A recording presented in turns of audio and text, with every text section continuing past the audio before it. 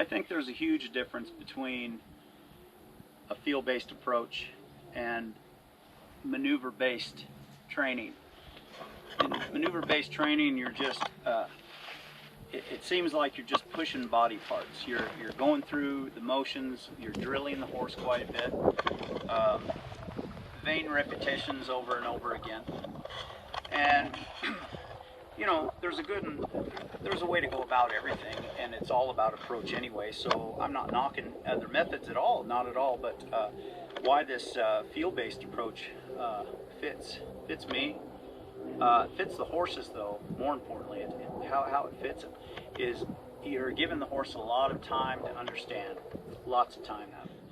There's a lot of good stuff to be had through field-based approaches versus a maneuver-based one. And so, say I wanted him to shift his weight back, and see already, do you see him rocking his weight?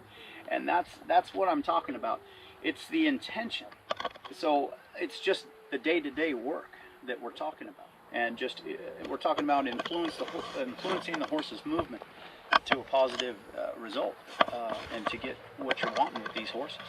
And so, just relax him here a little bit.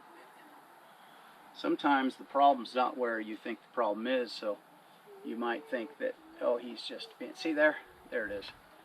He sort of enjoyed that. So it's about them having a full understanding of what your ideas are, what your intentions are.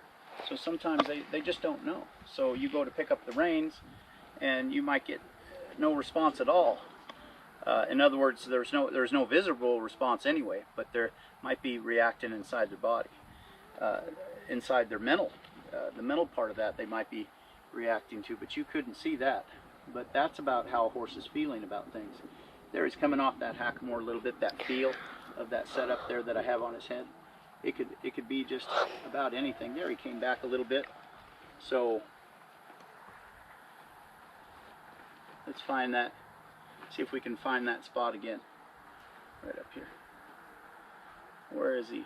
Where is he a little bit resistant? Or where does he like it too? It's not just finding the bad spots. It's finding the good spots there.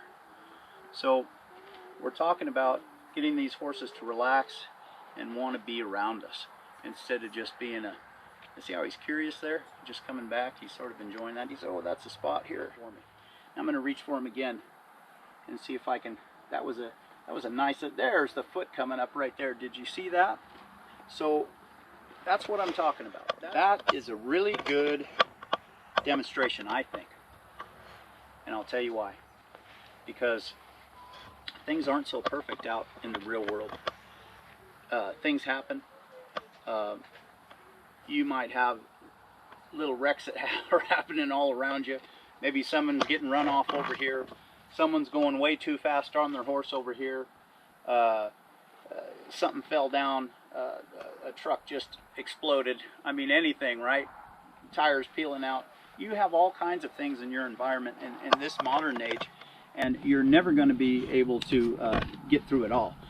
These things happen on the day-to-day basis. So to demonstrate things that aren't so perfect and how you would work through that and not making a big deal out of things. So when I reached for him for the first 2-3 times there and he didn't do anything, you know, I could say, well, I'll just stop the tape because it wasn't so perfect. But the thing is, you guys need to see that.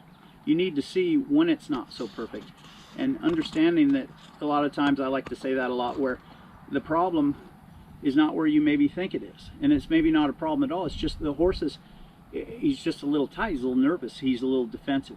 And so if you relaxed him first and got him used to you just being next to him, then maybe he'd operate for you. But a lot of these horses, why would they operate if they're defensive or they're scared of you? So so there again, just getting that horse to relax, getting him to like the touch, you know, things like that.